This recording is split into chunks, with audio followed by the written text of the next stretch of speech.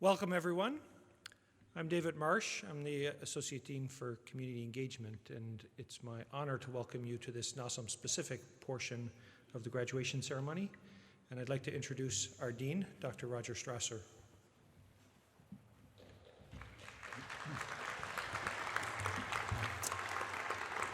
Well, thank you. First of all, David undersold himself. David Marsh is also Interim Associate Dean, Undergraduate Medical Education, and just for good measure, Senior Associate Dean for the Laurentian campus. So thanks for the introduction. Please feel free to take a seat.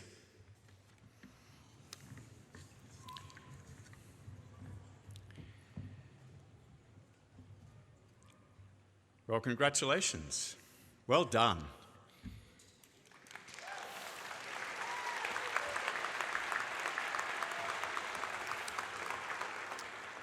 This special NOSOM ceremony is an opportunity for you to celebrate, to step back and reflect on your achievements, and to savor the moment along with family and friends, faculty members, staff members who've been with you on this journey over the last 4 years or so to this point of graduating with an MD from Lakehead Laurentian University as a graduate of the Northern Ontario School of Medicine.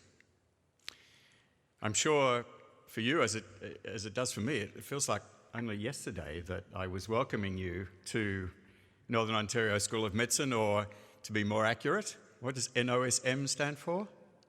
No Ordinary School of Medicine. Northern Ontario School of Medicine, with our social accountability mandate, that's our commitment to be responsive to the needs of the people and communities of Northern Ontario, with a focus on improving the health of Northern Ontario. Northern Ontario School of Medicine, with our distinctive model of medical education and health research, which we call distributed community engaged learning. So congratulations on these great achievements. And you are a very special group of people, the graduates, the 2014 graduates of Northern Ontario School of Medicine. Almost over half of you are now moving on to residency in family medicine, many of you rural family medicine, about just over a third onto training in specialties, general specialties, and the rest in subspecialties. And as this ceremony progresses, you'll learn more about, everyone here will learn about who's actually moving on to what. What we'll be doing is taking the opportunity, as I said, to celebrate your achievements, and once again, I get to shake your hand, each one of your hands, and congratulate you again. And there'll be more photographs and really an opportunity to enjoy this moment. So I think without any further ado, I'd like to call upon our elder for today, an elder who's been with us, I think, since really the beginning of the school, Senator Bob McKay. Senator McKay.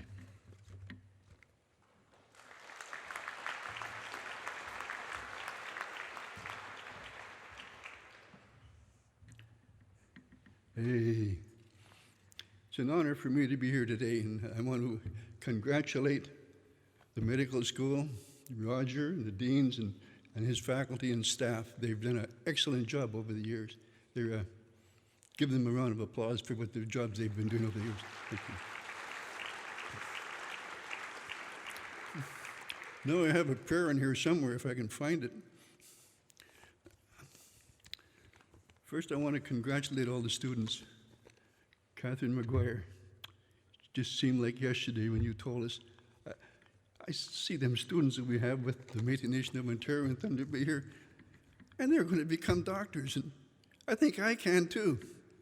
There she is, folks. I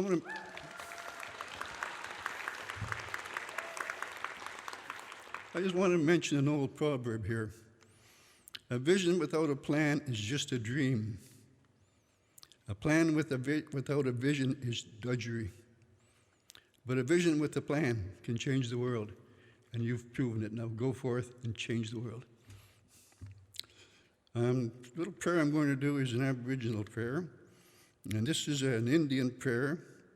If you listen to the words, they are appropriate for anyone to use, and contains the values for all of us to aspire to. And I'm going to dedicate this prayer to a person that's done a lot of work in the community here, and his name is Dr. John Augustine. And if it wasn't for him, I believe we would not be here today doing this. It would all be done in Sudbury. So thank you, John.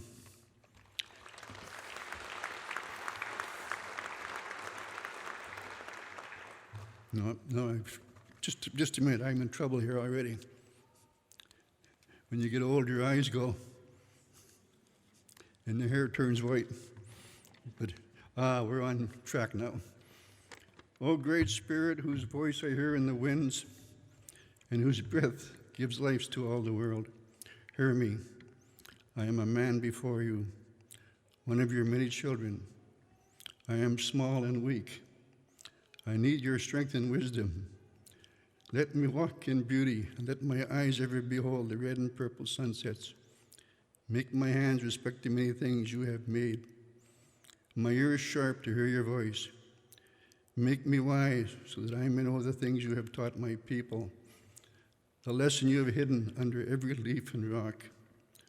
I see strength, O my Creator, not to be superior to my brothers or sisters, but to be able to fight my greatest enemy, myself.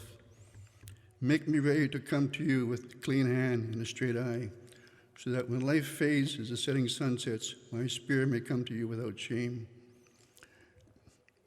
Creator, we ask you to bless everybody here today and give them all a safe journey home to their friends and loved ones. Amen. Make which mercy and thank you.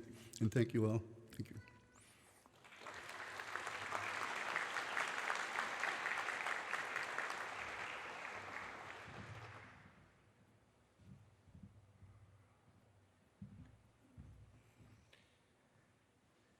Il me fait plaisir d'inviter Madame Claudette Gleason, vice-présidente du groupe consultatif francophone, à vous adresser la parole de la part de la communautaire francophone de Thunder Bay, du nord de l'Ontario.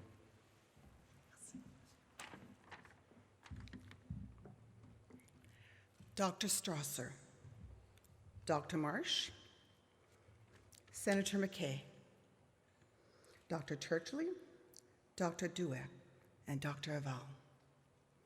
Chers parents, amis, et tout spécialement, chers finissants, au nom du comité consultatif francophone, c'est avec beaucoup de fierté que je vous rends hommage, chers finissantes et finissants de l'année 2014. C'est un privilège pour moi de célébrer avec vous aujourd'hui le couronnement de 4 années d'études ici à l'École de médecine du Nord de l'Ontario. It is a privilege for me to celebrate with you today the crowning achievement of 4 years of study at the Northern Ontario School of Medicine. It's kind of hard when you're saying something in front of your child.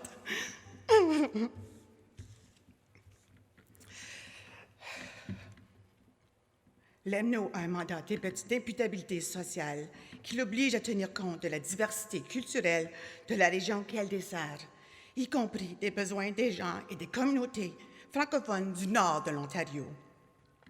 Environ 25% des étudiants à l'EMNO sont identifiés comme francophones, qui reflètent le pourcentage de la population franco-ontarienne qui vit dans le nord de l'Ontario. During the last 4 years, NOSOM has encouraged all our medical students to learn and understand the Franco-Ontarian history, traditions, and culture. Vous les francophones, ont pu marquer vos expériences pertinentes dans le cadre de stages dans les services de santé et collectivités francophones. Chacun et chacune de vous ont quelque chose d'unique à offrir. Each one of you has something special to offer.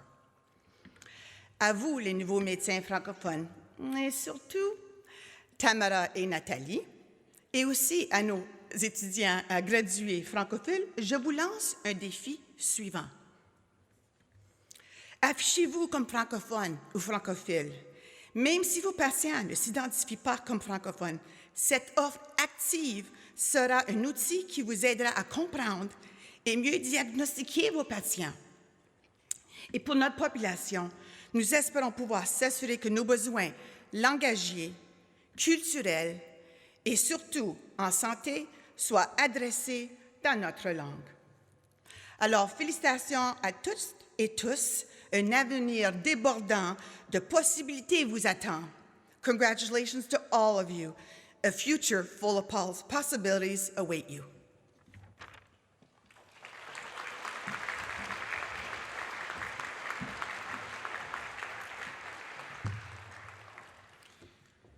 Merci, Madame Gleeson.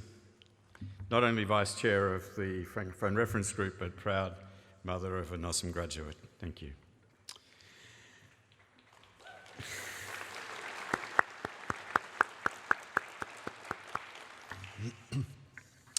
As Senator Bob said, there's a good chance we wouldn't be here today celebrating the 6th graduation from the MD program of Northern Ontario School of Medicine if it were not for Dr. John Augustine. In fact, I would say it's not just about Thunder Bay or Sudbury, it's about the whole of Northern Ontario. And so we wanted to take a few minutes to recognise and pay tribute to Dr. John Augustine. This past April, we were saddened to hear of the passing of a friend and invaluable contributor to the Northern Ontario School of Medicine, Dr. John Augustine. He was very concerned about the shortage of doctors in Northern Ontario and devoted himself to the recruitment and retention of doctors in Northwestern Ontario. He was a man of great vision, of steadfast determination, a pioneer, a true crusader for medicine, for medical education in Northern Ontario, and particularly here in Northwestern Ontario. And when that place down south, Hamilton, got that medical school that was meant to be here in Thunder Bay, John Augustine approached his friend and colleague, Dr. John Evans, who was the founding dean at McMaster University, the Faculty of Medicine at McMaster University, and persuaded Dr. Evans to support the establishment of the Northwestern Ontario Medical Program.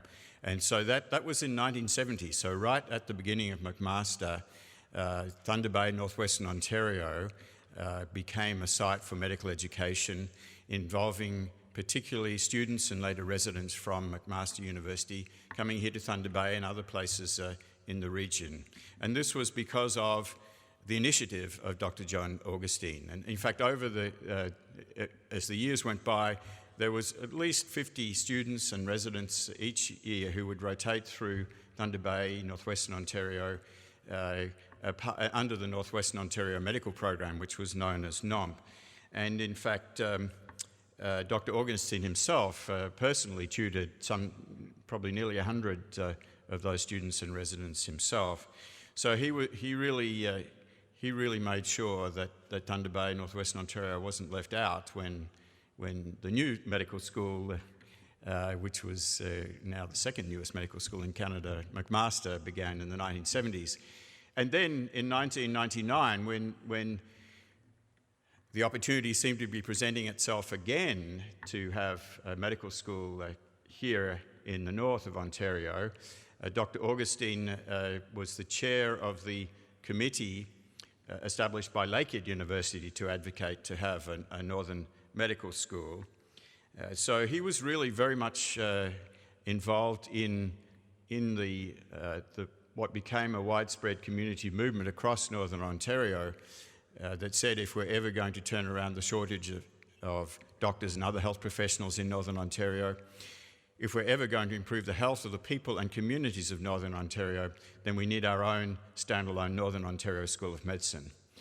And so Dr. Augustine continued to be involved, and when we established the board of directors of NOSM, he was an inaugural board member from 2003.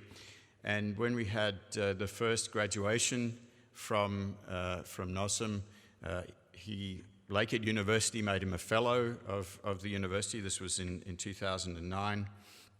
And the charter class, the first graduates from from NOSOM actually gave him a standing ovation. And I think this was really a great moment for Dr. Augustine, a great point of celebration for him and for all people in Northern Ontario, particularly here in the Northwest.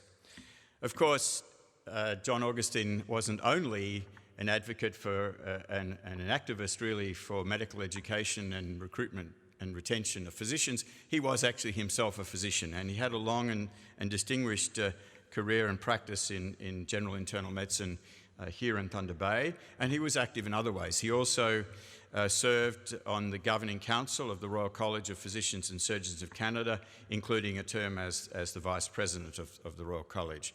So he was very much active as a physician and in physician organisations.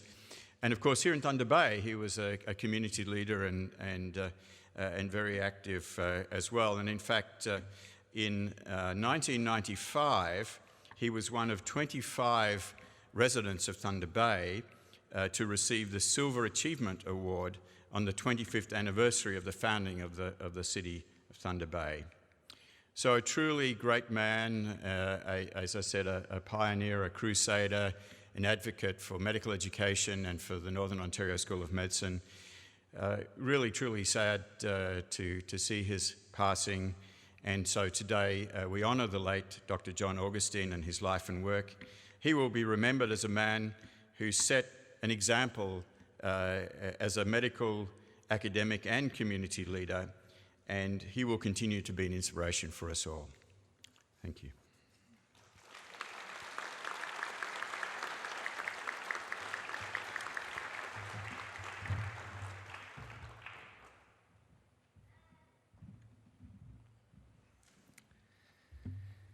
Thank you, Dean Strasser. It's my privilege now to make a special presentation that is unusual, but particular to this ceremony. This is the first class that I was with during orientation, and my good friend Jerry Cooper was there and sharing that experience, and of course you'll remember him as the Associate Dean of Learner Affairs when you started. And Jerry has asked me to present a small gift and read a letter to one of the members of your class. And it relates to an event during orientation. I don't see any of you with red noses on, but you'll remember that when Jerry was speaking to you at orientation, he gave you all a red nose and encouraged you to remember to have fun. So I'll just remind you of that as I prepare here. So this is a letter that Jerry's given me to read to the class, and in particular to Catherine McGuire. And it reads, Dear Catherine, you might recall during your orientation week experience back in August 2010, you gave a very compelling speech during the Aboriginal Affairs dinner. I remember it well. We were assembled at Thunder Bay's Métis Nation of Ontario headquarters, and it was Monday, August 25th, the first day of your medical education studies and day one of O Week. If memory serves correctly, you had not been given a great deal of time to prepare for this talk, despite the fact you were in the company of 63 new student peers, NOSOM's dean, many of the school's senior officials, as well as Lakehead University's brand new president at the time, Dr. Brian Stevenson, perhaps among his first official duties in that role. You were calm and composed, and you eloquently gave your talk. You spoke of how privileged you felt to be among NOSOM's entering class of 2010, that you had faced many obstacles to get to that point, that it was not easy being a single parent, and of your concerns given that you would soon be both a single parent and a medical student. You also spoke of how your son was so proud of you and that he wanted to walk in your footsteps. I remember suppressing a huge lump in my throat as I fought back tears that wanted to flow in reaction to your heartfelt speech. It was at that moment that I had an idea. I believe I mentioned it to you that evening, but without context. Here's the backstory. When I graduated with my doctoral degree in 2001, I too did so in the face of many obstacles. Jerry was a single parent, he studied by distance, working full-time, and so on. Upon my graduation, a very thoughtful office colleague by the name of Ms. Wendy DeMarco was kind enough to provide me with a graduation present. It was a train engine to symbolize the little engine that could. comes from the children's story from the early 1900s, where the motto of the little engine was, "I think I can, I think I can." It's a beautiful story about overcoming adversity. Anyhow, Catherine, through this letter today, I'm fulfilling my promise of August 25th, 2010. I want you to now be the keeper of this little engine that could. I cannot think of a better owner, given the efforts that you have made to get to this point in becoming a NOSOM graduate. Perhaps now, please know that I often think of you and your classmates. Your class group hug photo from O Week hangs on my office wall. And I'm truly sorry that I'm unable to be there in person to witness the convocation. I'm so proud of you and your class and will continue to follow with great interest where your careers take you. Should your travels ever happen to bring you to southwestern Ontario, I'd love to have you stop by for a visit at the Schulich Medicine's Windsor program, where Jerry is the regional dean. In the meantime, please feel free to drop me a line from time to time to let me know how you're getting on. That goes for your fellow graduates too. In closing, congratulations on this most impressive milestone as you conclude your undergraduate medical education at NOSOM. As you move into the next phase of your professional journey, I wish you a great deal of success and, more importantly, health, happiness, and love.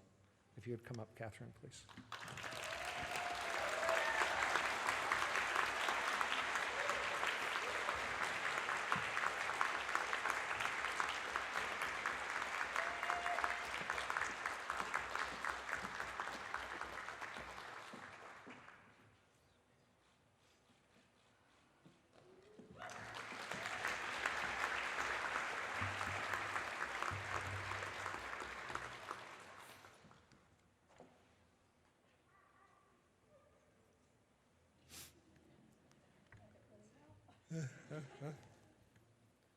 While she's taking the wrapping paper off, I'll tell you that I carried it onto the plane in Sudbury, and it looks very unusual on X-ray. So they had to take all my clothes out of my bag and re-X-ray it 3 times before they'd let me on the plane. I hope Jerry's watching on the internet so he knows about that.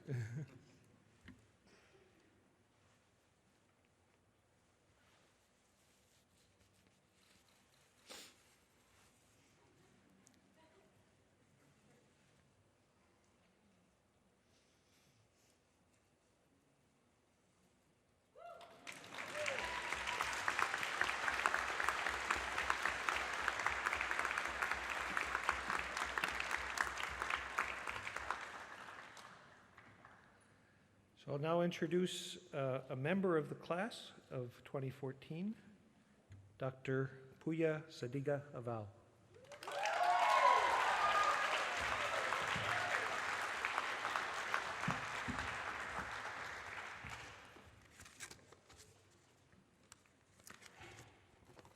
Now, I know I have a difficult last name to pronounce, but what's in the program even I can't pronounce, so take a look.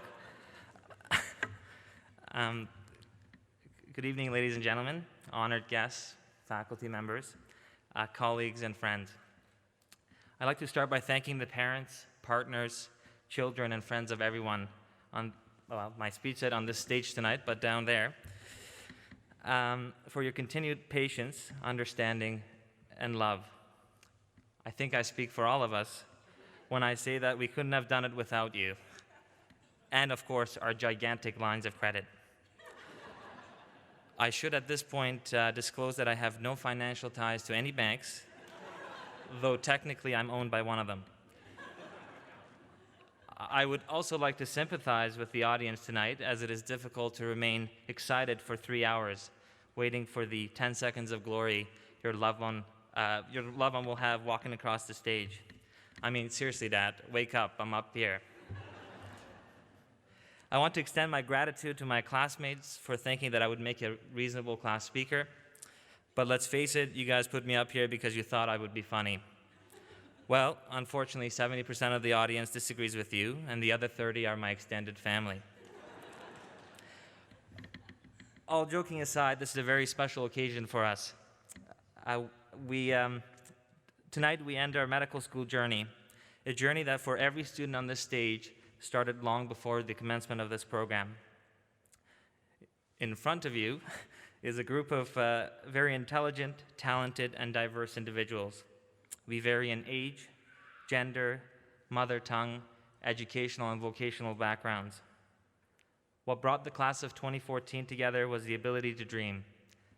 A dream so big that it justified leaving established careers, moving away from loved ones, altering family plans, and of course for me, finally moving out of my parents' basement. Over the last 4 years, we have grown together as a family, supporting each other through the challenges of medical school and sharing in each other's achievements.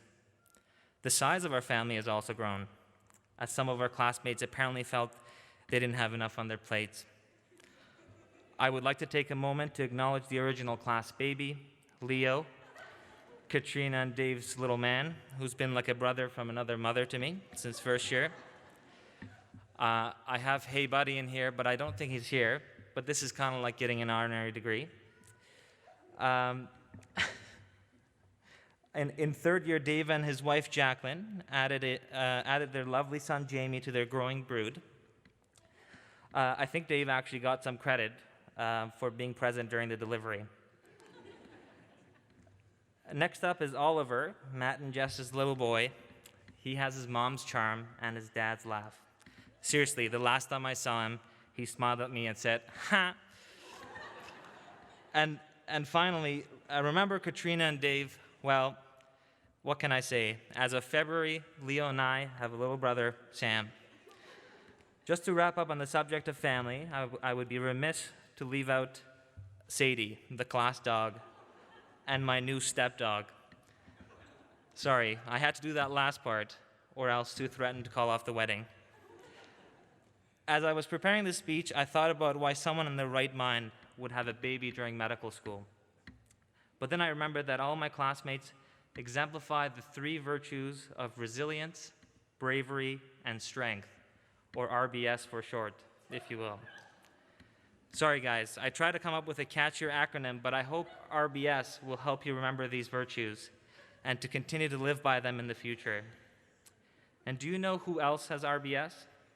None other than our class mascot, the mighty honey badger. For those of you unfamiliar with the honey badger, it is somewhat of a cross between a weasel and a badger. They are intelligent, resourceful, and known for their ability to take honey straight out of an active hive. This animal has been such an integral part of our class that we've held annual class retreats in its honor, and I'm pleased to say that we're having our 3rd annual honey badger retreat this weekend. Guys, I hope we can continue this tradition, though perhaps less frequently. I doubt anyone will give us CME credits for attendance, but honey badger don't care. I'm not sure how I'm doing for time. I was told I have 5 minutes, but I hope this isn't like the Oscars, and I'll hear the music any second. Speaking of the Oscar, this is being broadcast live on the internet. Hi, Mona. That's my sister watching from Toronto. And Deanna, what is our Twitter handle anyway? BadgerGrad 2014. Do you guys think we could all fit into a group selfie? A quick shout out to those joining us via the internet. It kind of feels like one of our lectures, doesn't it? Sudbury, can you hear us? No? Maybe someone should get IT. I did want to take a moment during this speech to reflect on some of the fun times we've had amidst all the hard work, studying, and exams. In the great words of one of our favorite lecturers, Dr. Janney, you're going to learn lots, but then you will forget it. I'm sure I've already forgotten a lot from medical school, but there are just a few of my favorite memories that will remain with me for years to come. And I apologize, this is an itemized list. You may not appreciate it, but it's intended for the class. Brian's wicked kitchen parties, apple core, 200% adenocarcinoma, 6-0 and go, ResCaf lunch breaks, student lounge couch surfing, post-exam debriefs at the post, soccer games after class, Thai kitchen takeouts, Claudio bench pressing Claudio, learning the proper method to check ephemeral pulse, magic carpet rides, pink thermometers, lift the lip and look, flip, Babbity, late night prosciutto, Oh boy. And of course, Dr. Strasser's 5 a.m. Monday morning wake-up emails. I've always wanted to know whether you're up at 5 sending those emails or if it's an automated thing.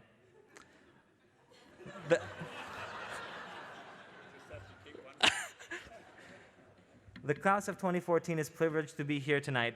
We are very fortunate to have been accepted into medical school, to have the chance to pursue knowledge and help others for a living, to share in our patients' joys and sorrows. We are thankful for our mentors, the communities in Northern Ontario that welcomed us with open arms, and of course, the greater NOSM family.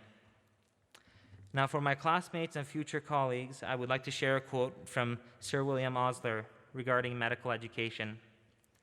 The hardest conviction to get into the mind of a beginner is that the education upon which he's engaged is not a college course, not a medical course, but a life course, for which the work of a few years under teachers is but a preparation.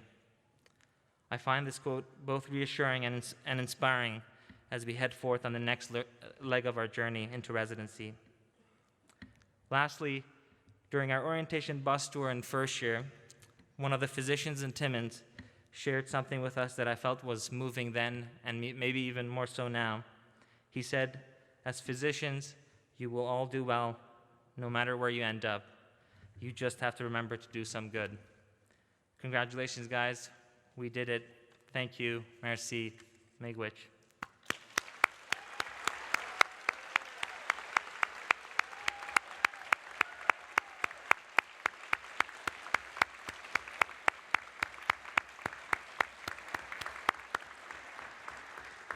Now I would like to call to the podium my classmates Danielle Aris and Sean Bryan to make a presentation to NOSM on behalf of the class of 2014.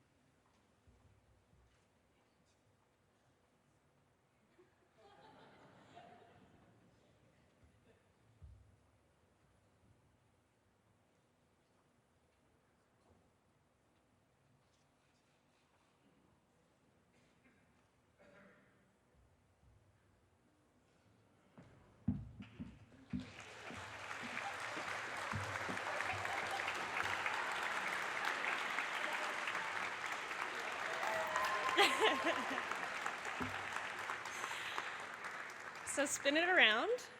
Yes. The class of 2014 has commissioned an original piece of artwork by Elena Roberts, a local, of Hamada Creations. This stainless steel handcrafted design depicts a waterfront view of the sleeping giant encircled by a ring of maple leaves. You'll also notice on the crest that says class of 2014 that there is a honey badger, as Poya mentioned.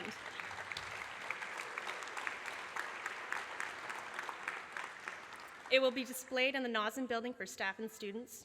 We thank you all for your support and your encouragement throughout the last 4 years, and we hope that you'll appreciate this and accept this as a token of our appreciation.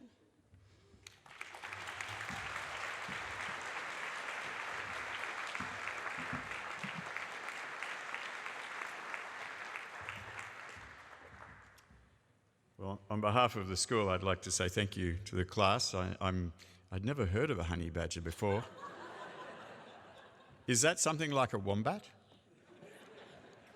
Kind of. Oh, there you are. You learn something every day, so thank you very much.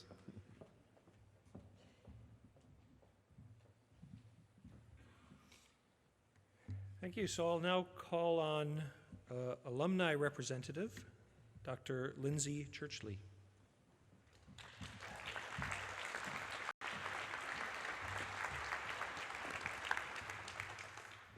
Hello, everyone. Graduates, thank you for inviting me here. This is really nice. So, for those who don't know who I am, I'm Lindsay Churchley. I graduated from NOSM in 2011. I am currently I'm the very end of my 3rd year of my obstetrical and gynecology residency here at NOSOM and in Ottawa. Thanks. Still 2 more years to go and I have a lot to learn, so give me some time. Congratulations, guys, class of 2014, on this momentous occasion.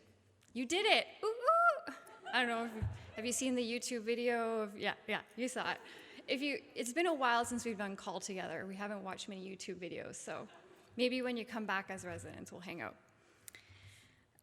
Maya Angelou once said, all great achievements require time. Boy, she wasn't kidding. This is a long journey. You're halfway there, or maybe a little bit more, depending if you're doing family medicine. But congratulations. You and your family should be very proud. Now, I want you to take a moment and turn around and look at your family members. Make eye contact, and don't cry. I cried my face off when I was in graduation. Now, even though this day is for you and your achievements, it's also equally as important for your family. We all know that there was no way you were going to get through this without the support of your loved ones, whether it was cooking you dinner the night before an exam or doing your laundry the week before you had to go away on your ice placement. They are very proud of you, so let them brag, okay? It's their right. Now, families, I want you to take a moment and look at your loved one. Take a long, hard look, because you're not going to see them for a while. If you think their call duties were busy as a medical student, it only gets worse. Between 1 and 4 call, 24-hour shifts, doing presentations post-call, preparing for your chief rotations, and doing all your presentations, it's going to be a long journey. But it's okay. I tell you now, there's going to be light at the end of the tunnel. Now, unless, of course, your child decided to go into ortho or OB-GYN, then you're never going to see them. Now, graduates, I recall being in the very same seat you're in right now, eager and excited for this new journey called residency. I was excited to get rid of my red lanyard and get the oh-so-powerful green lanyard. And I was scared out of my mind for my first night of call on my own, running my first code, and doing my first delivery. But I'm here to tell you, you're going to be okay. When I look back on medical school, it was kind of like getting a G1 license for driving, for those in who are from Ontario. It was fun and exciting. You got to go behind the wheel. You had the little handbook memorized, but you couldn't really drive on your own. You always had to have someone there holding your hand or being in the vehicle. Well, guys, you have your G2 license. You've taken your oath. You've got your green lanyard, but with that comes greater responsibility.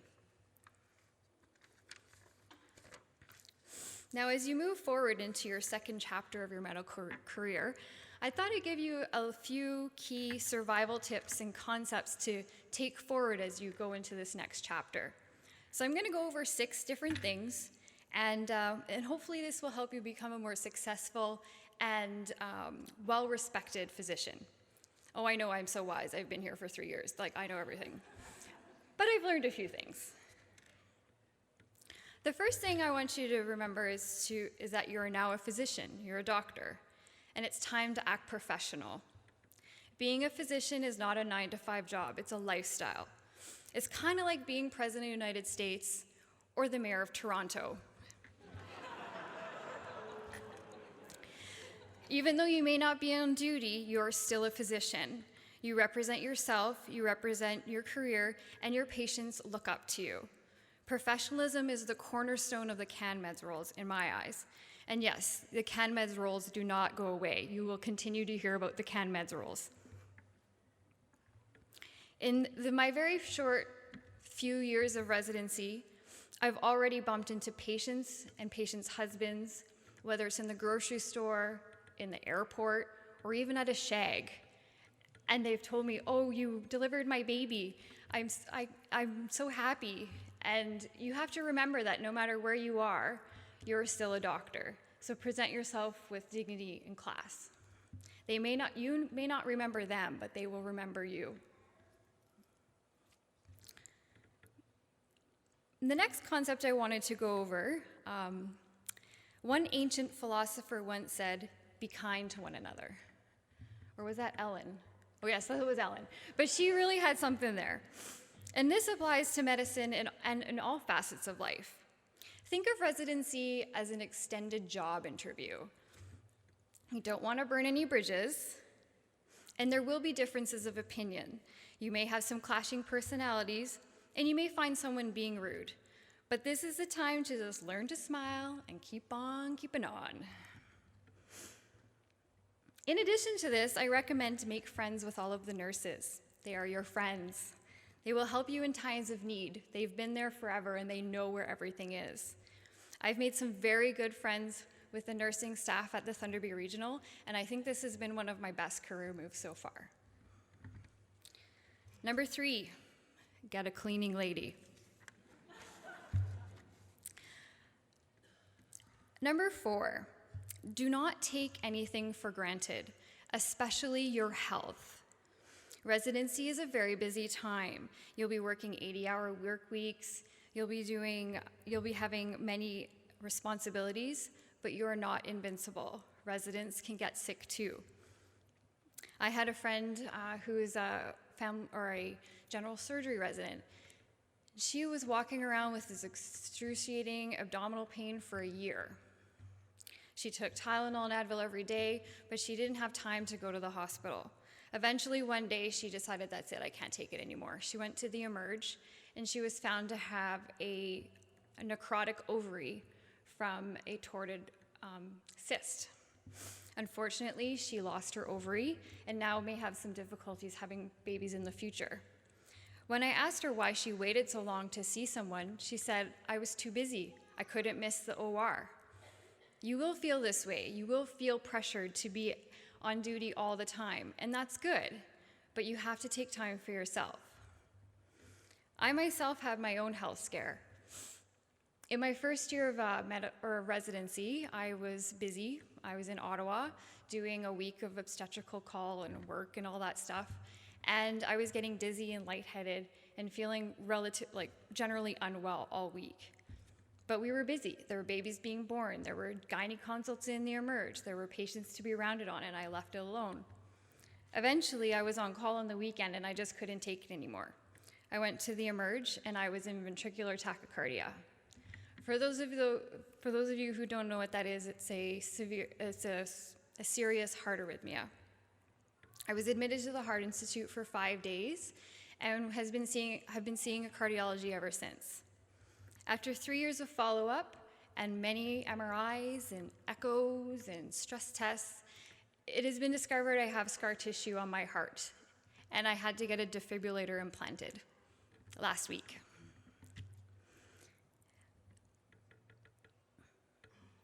It was a lot to take in. We're not invincible. Just remember to take time out for your health and take care of yourself. Your resident duties can wait. The next topic I wanted to talk about is that your patients are people first. Maya Angelou once said, "Try to be a rainbow in someone's cloud." I think this is a pretty fitting quote for the field of medicine. As physicians, you will have a unique opportunity to make a person's illness, condition, or cloud a little brighter. But in order to do this, you need to remember that patients are people first. I recently read an article in the Canadian Medical Association Journal. I think it was the one that just came out. I've been reading lots of magazines the last little while, as I'm not working right now. And a woman had submitted an article about an experience she had with a pediatrician. She had recently had a baby, and the baby had Down syndrome. After the baby was born, the baby obviously was in hospital for quite some time, and she met several residents, several medical students, and several consultants. They all would do the same thing. They would walk into the room, they'd greet the family, and they'd start to just talk about Down syndrome and point out all of the characteristics and talk about all of the long-term issues related with the condition. They never once talked about just the baby. Afterwards, she was referred to an outpatient pediatrician, and the pediatrician, she was nervous about her upcoming appointment. But when the physician walked in, she opened the door, walked straight to the baby, picked the baby up out of the bassinet, and held her in her arms. She then turned to the mother and said, "You have a beautiful daughter." They then proceeded to just talk about normal stuff that moms would deal with in their first few weeks of pregnancy or first few weeks of motherhood. Not once did she mention Down syndrome. The mother found this to be very refreshing. She felt that this physician cared for her and her baby. And she went on to say that this changed everything for her. So keep this story in mind as you go forward into your residency career and your further career down the road, that things will get hectic. You'll have lots of patients to round on. You'll have a whole list of people to see. You'll have only 5 to 10 minutes to see them. But just remember that they're people too, okay? And they would like to be treated as such. So graduates, class of 2014, congratulations again on your amazing achievement. I am very proud of you. Now go out, be those amazing doctors we all know you're going to be. Act professional, be kind, stay healthy, keep a clean house, and be somebody's rainbow.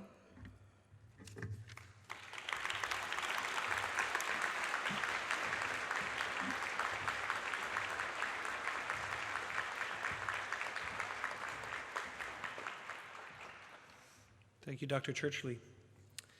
At this time, we'll have a process within the ceremony where we'll call each of the graduates up to the stage, and they'll receive a gift from Alumni Affairs at NOSOM, welcoming them as alumni, from Aboriginal Affairs and from Francophone Affairs, and they'll also receive their certificates from Dean Strasser.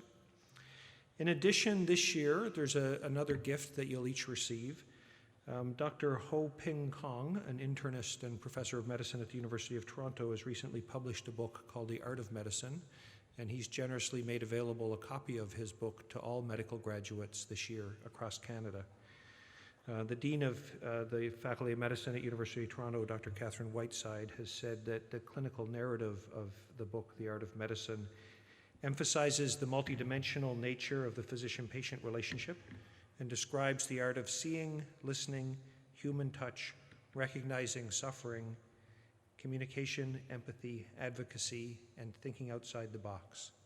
I'm sure these are all skills that you have been developing and will continue to develop in your practice, and that you'll find the book useful.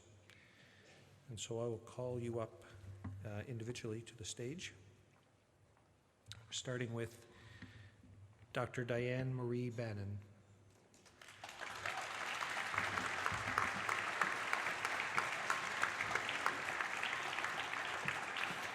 Dr. Bannon will be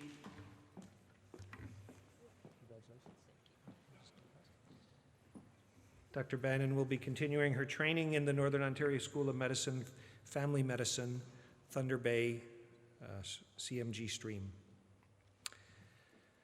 Dr. Amanda Margaret Bates.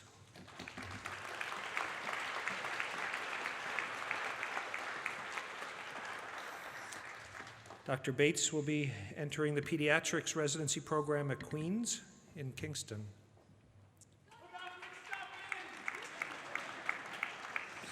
Dr. Laurie Boone.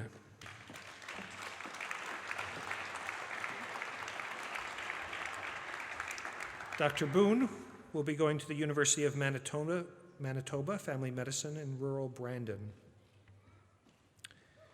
Dr. Sean Bryan.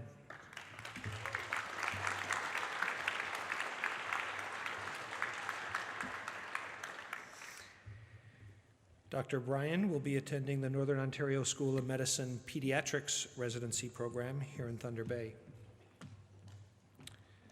Dr. Deanna Butenhaes.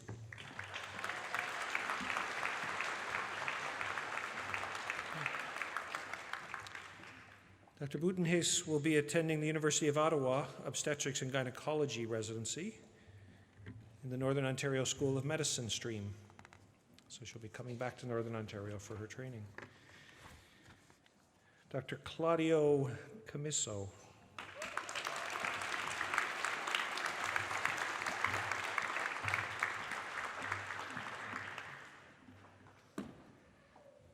Camiso will be entering the Northern Ontario School of Medicine, Family Medicine residency here in Thunder Bay.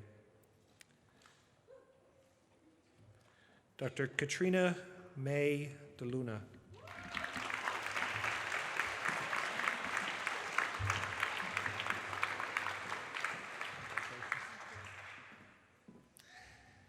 Dr. DeLuna will be going to Queens for family medicine in the Oshawa Lake Ridge program. Dr. Tamara Delorme.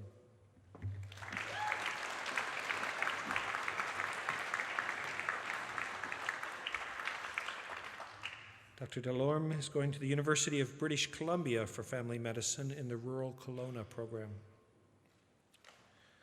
Dr. Connor Eady.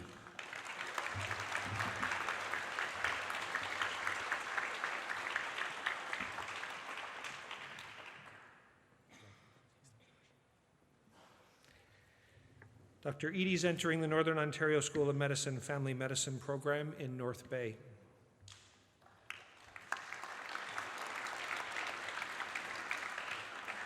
Dr. Danielle Eris.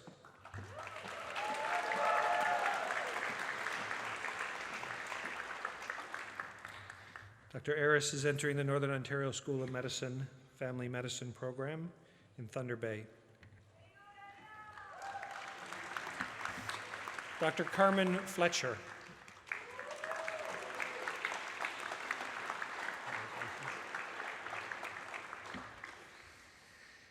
Dr. Fletcher is going to the University of Alberta, Emergency Medicine in Edmonton. Dr. Suzanne Girard.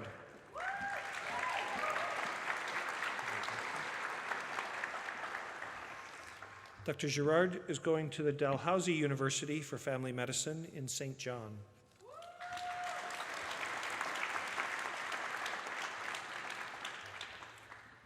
Dr. Natalie Gleason.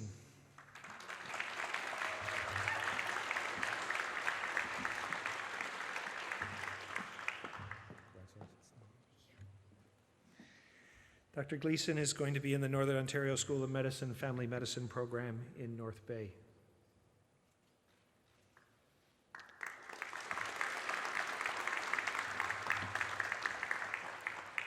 Dr. Allison Dykstra.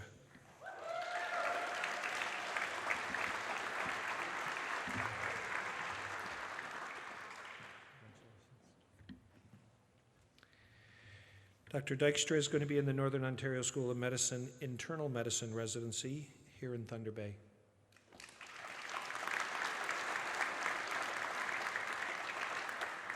Dr. Nathaniel Ibe.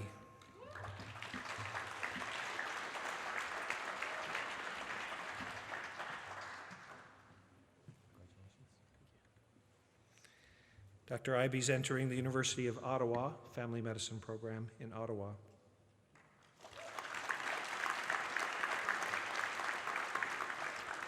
Dr. Andrea James.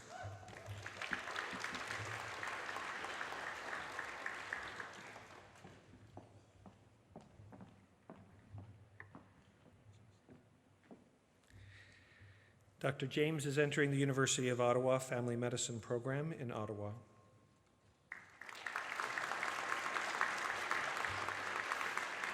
Dr. Sarah Kelly.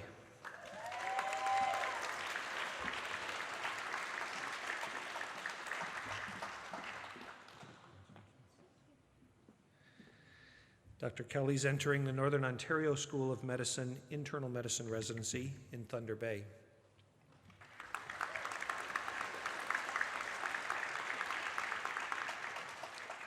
Dr. Matthew Laviolette.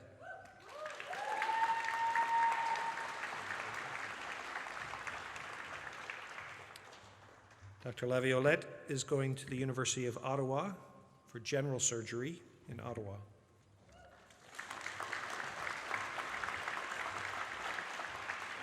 Dr. Kyle Lee.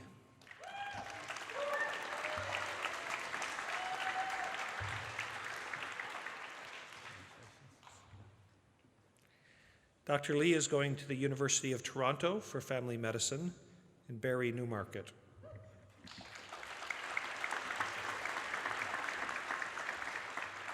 Dr. Brian Lorbetsky.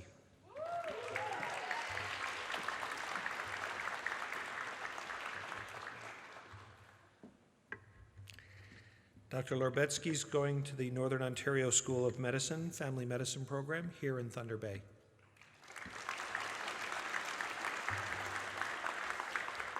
Dr. Patricia Ann Lyle.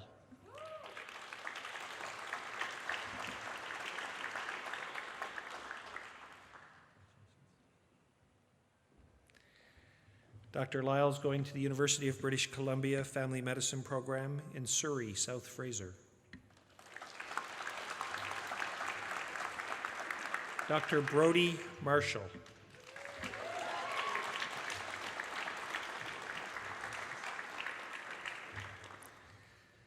Dr. Marshall's going to the Dalhousie University Family Medicine program in Sydney, Nova Scotia.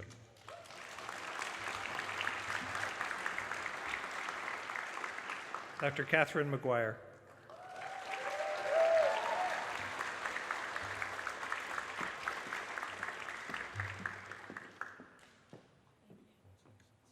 I understand that Dr. Hooper is actually watching, so I'd like to say thank you to him. Thank you very much to Dr. She's saying thank you to you, Jerry.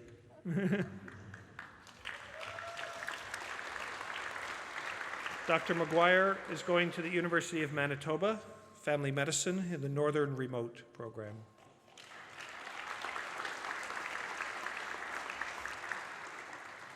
Dr. Christy McKinnon.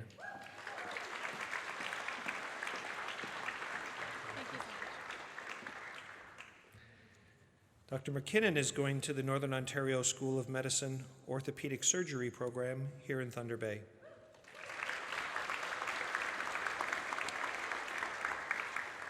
Dr. Puya Sadigi Aval.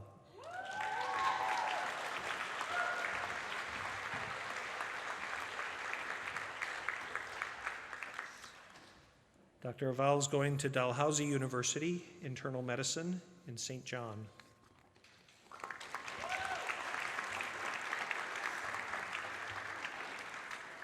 Dr. David Savage.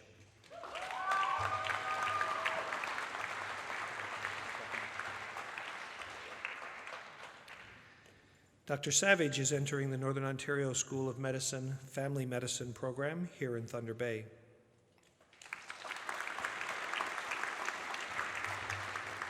Dr. Arpita Sengupta.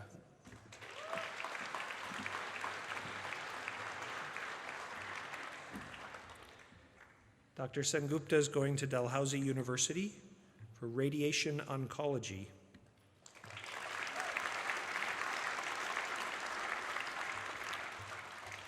Dr. Antonio Bruno Valenti.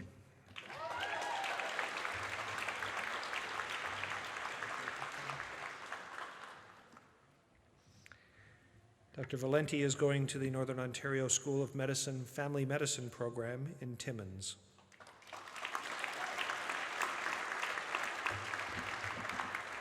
And Dr. Laura Williams.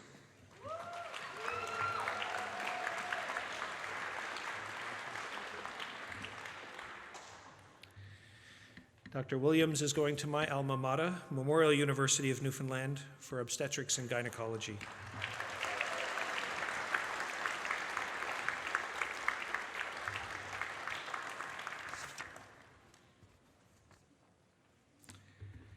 It's now my pleasure to invite Dr. Doriana Dueck to speak to the class on behalf of the College of Physicians and Surgeons of Ontario.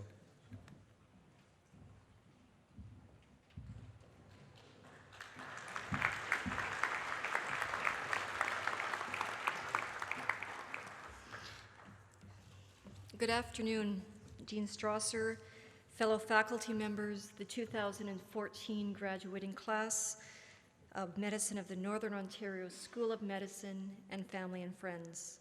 I'm pleased to be here today representing the Quality Assurance Division of Medical Oncology and Hematology of the College of Physicians and Surgeons of Ontario, speaking on the importance of professionalism in medicine. As you know, the CPSO is our regulatory body governing the practice of medicine in Ontario. It is responsible for setting and maintaining medical standards and licensing physicians. Its mandate is to ensure the public trust of a healthy medical system in Ontario. Professionalism is the embodiment of the relationship between medicine and society and forms the basis of the patient-physician trust. There are many medical organizations that have created charters that define the fundamental principles of professionalism. These include altruism, accountability, a commitment to the pursuit of lifelong learning, a commitment to service to patients and your community, honor and integrity, respect for others, and advocacy for social justice. We know that physicians must be able to maintain and demonstrate competency in these principles in order to maintain the public trust of a healthcare system. Perhaps many of you as students know these principles well, having discussed them in your classes or in conversations on the wards when you've been challenged with situations that may change your ability to maintain these principles. We also know that professionalism extends beyond the list that I've just provided to you. You have all entered medical school with your own sense of idealism and vision as to what kinds of physician you want to be. First and foremost, you are called upon to be healers, often in the face of the most terrible of illness and the most unfair of social circumstances. As Dr. Jordan Cohen from the AMA once stated, the physician professional is defined not only by what he or she must know and do, but most importantly by a profound sense of what the physician must be. And you must be authentic, honest, and compassionate. In a few short weeks, you are going to be called upon to meet the unlimited demand for healthcare. This will be an exciting time for you. Medicine is a rewarding career and a privilege. But you may find from time to time that this demand will exceed your ability to provide care. You may even lose sight of why you wanted to become a physician in the first place. Perhaps it is personal stress, or fatigue, or a disagreement with a colleague, or a poor performance review that interferes with your ability. Please remember that you also have a duty to be self-reflective and insightful, and always ask yourself, how can I do better? And you are not forging ahead alone. Those same family and friends and mentors who have supported you through medical school and celebrate with you today will continue to support you. You are about to become a very important component of collaborative healthcare teams, and together you are tasked with providing quality and timely care. Learn from each other and listen to each other and ask for help. You have all worked so hard to reach this stage. You will be good doctors, you will take good care of your patients, and you will take good care of each other. You will be successful.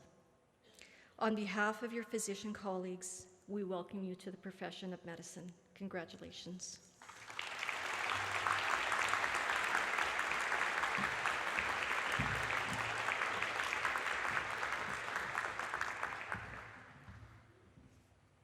Thank you, Dr. Duick. I'll now ask Dr. Strasser to come up with a few closing remarks.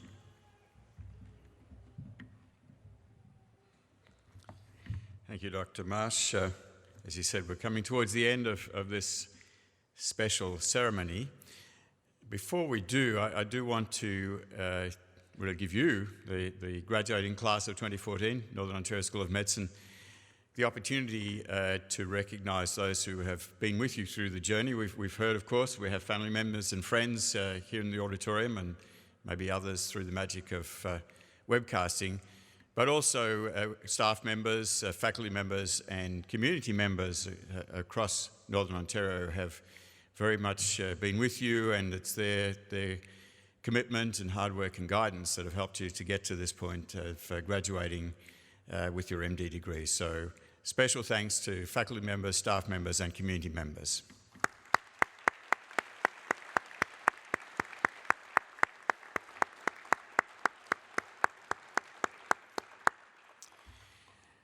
So as Lindsay said, this is not, I guess it is the end of something.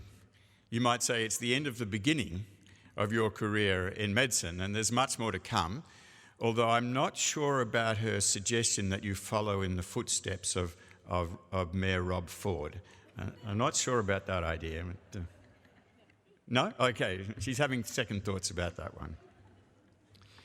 But I certainly do want to wish you well as you continue on your journey in medicine, and encourage you always to strive to be the best kind of physician that you can be, always seeking to be responsive to the needs of the people and the communities that you have the privilege to serve.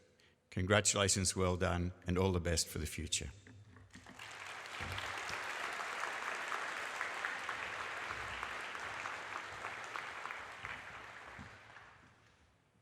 Thank you, Dr. Strasser. So if you look in your bags, you'll find that there's an evaluation form. And in Dr. Strasser's tradition, I'll just continue to talk while you complete. No, there's no evaluation form for the graduation. And there's no evaluation form for life. You've changed over the last 4 years in many ways, and many ways for the better. And it's been a pleasure to watch you and watch some of those changes. Shortly after you started at medical school, the Global Commission produced a report on the future of health professional education for the next century. And they talked about transformative medical education as a medical education that not only transforms the learners, but empowers them and prepares them to transform the healthcare system. And so from this day forward, as NOSOM graduates, that's our expectation and our hope for you, that you'll transform the healthcare system of Northern Ontario and wherever you practice. So congratulations.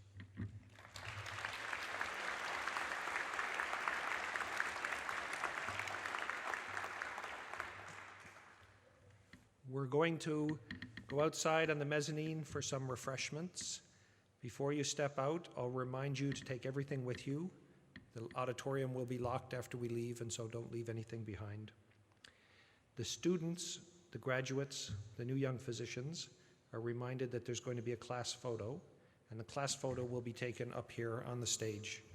So after we leave, you'll gather on the stage for the class photo.